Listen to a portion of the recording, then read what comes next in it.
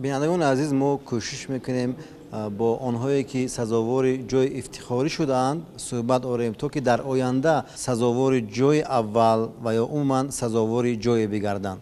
مرحمت خود را معرفی کنید. بنده اسماعیل حسین زاده می باشم و در دور نهایی آزمون فروغ صبح دانایی کتاب است اشتراک ورزیدم و جای افتخاری را اشغال نمودم که باعث افتخار من است. میگویند که شکر کردن این خیلی یک افضلیت بزرگ دارد.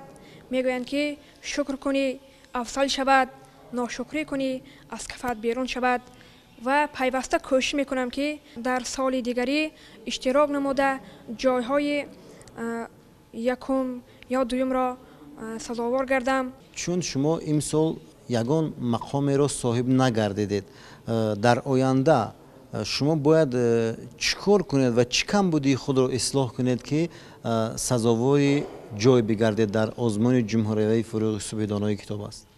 باید اول پیوسته به آموزش مشغول شوم و دوم آن که به میمیکا باید دقتی خیلی جدی دهم که میمیکا این یک بهادهی از طرف مثلا اعضای حکمان می شود که ما می توانیم در این دور جایهای خیلی خوبی را مثلا سزاوار گردیم.